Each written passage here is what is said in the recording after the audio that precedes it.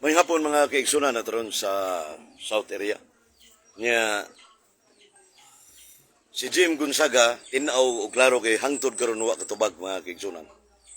Nasa akong pangutana base na ko siyang statement nga nangutana si Jim Gonzaga.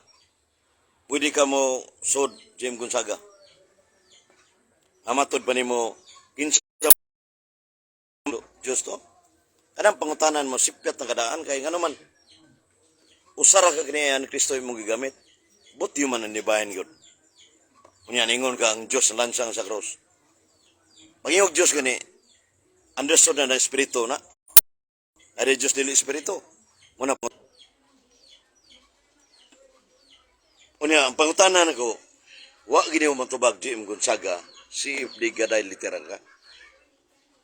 Nga matod ba ang Diyos sa ang pangutana? Simple questions. What verse in the Bible?